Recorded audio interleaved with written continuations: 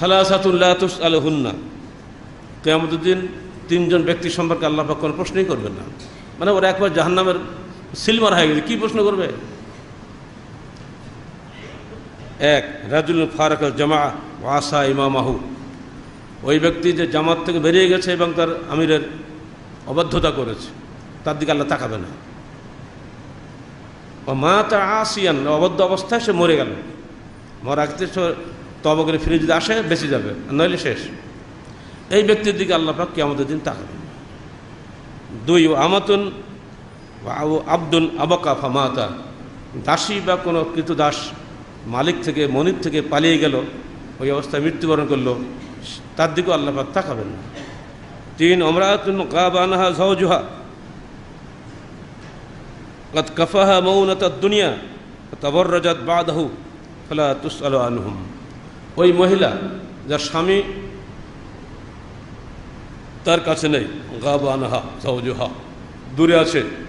আজকের প্রবাসীদের আমাদের ভাইরা আছেন, অধিকাংশের স্ত্রী তো দেশেই থাকে। এই হাদিসটা তাদের জন্য প্রযোজ্য বেশিরভাগ। আর আমরা যারা দেশে বসবাস করি, আমরাও কিন্তু বাড়ি থাকি না, চাকরির কারণে, ব্যবসার কারণে অধিকাংশ সময় কর্মস্থলে বাড়ির বাইরে থাকতে হয় না আমাদের। স্বামীর চাকরি করে, বাড়িতে বউ থাকে। যদি বিশ্বাস না থাকে তাহলে সংসার চলবে? আল্লাহ রাসূল বলছেন, ইমরাআতুন গাবা আনহা যাওজুহা, ওই স্ত্রী তার যার স্বামী বাড়িতে নাই, কাদ কাফাহা মৌনতার দুনিয়া, তার ভরণ পোষণের সব ব্যবস্থা স্বামী দূর থেকে করে, টাকা পাঠাই দেয় মাসে মাসে, কোনো সমস্যা নেই তার। তো তাবাররাজাত বাদাহু, অথচ সে নারী বিপর্যায়ে চলে, যাচ্ছে তাই ঘুরে ফিরে যেখানে সেখানে চলে। এই নারী সম্পর্কে আল্লাহ পাক কোনো কিছু প্রশ্ন করবেন না, মানে ও তো জাহান্নামের নারী। অতএব বিষয়টি মাথায় রাখবেন। প্রত্যেক ঘরে স্ত্রী আছে, অত ভাবি আছে বা মা বোন আছে, এবং অনেকের মাও বেয়াদব, ছেলেরা তাদেরকে সাবধান করবে, আপনি এভাবে চলতে পারবেন না। কিয়ামতের মাঠে আপনার সম্পর্কে আল্লাহ পাক জিজ্ঞাসাই করবেন, আর আপনি পরিষ্কার জাহান্নামী। রব্বা কাসিয়াতিন আরিয়াতিন মাইলাতিন মামিলাতিন, খোলামেলা হাদিস রয়েছে একটা। বহু মহিলা দুনিয়াতে আসে যারা কাপড় পরে ঘুরে বেড়ায়, অথচ ওল মাইলা, অন্যকে আকর্ষণ করে, মামিলাত, অন্যর দিকে আকৃষ্ট হয়, ও মাথা চলে কাল বক্ত, এক উটের কুজির মতো মাথা দিয়ে হাঁটে ডাট করে। এরা হলো জাহান্নামের কীট।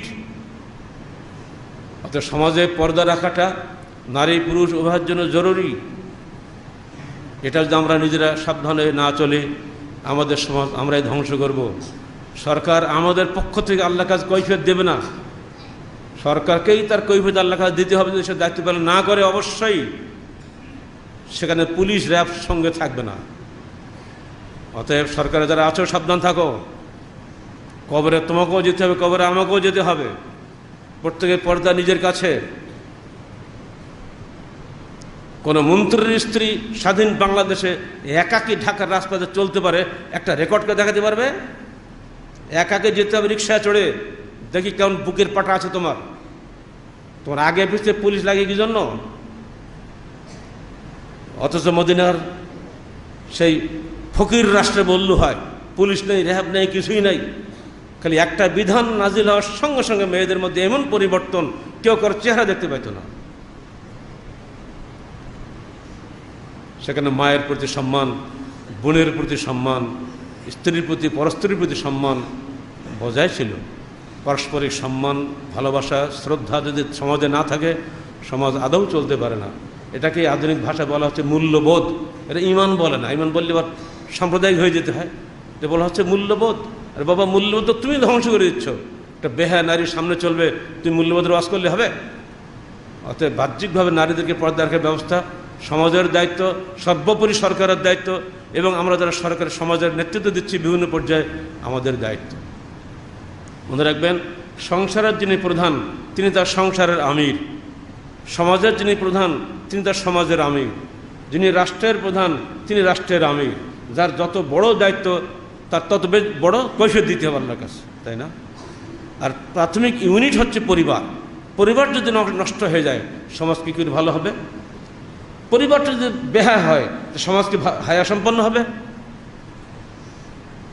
অতএব আখিরাতের ভয় রেখে মৃত্যু পরবর্তী জীবনের কথা চিন্তা করে আল্লাহ রসুলের হাদিসগুলো এবং কোরআনের আয়াতগুলোকে আমাদের সামনে রাখতে হবে।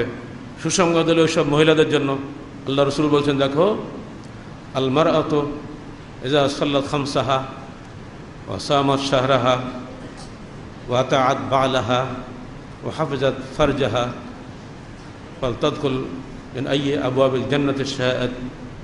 যে মহিলা 5 ওয়াক্ত সালাত আদায় করে, রমজানের সিয়াম পালন করে, নিজের লজ্জাস্থানকে হেফাজত করে এবং স্বামীর আনুগত্য করে, সে জান্নাতের যে কোনো দরজা দিয়ে ইচ্ছা প্রবেশ করুক, আর তো কিছু দরকার নেই। অন্য হাদিসে আল্লাহ রাসূল বলছেন, তুমি তোমার লজ্জাস্থানের দায়িত্ব নাও, আমি তোমার জান্নাতের দায়িত্ব নিচ্ছি।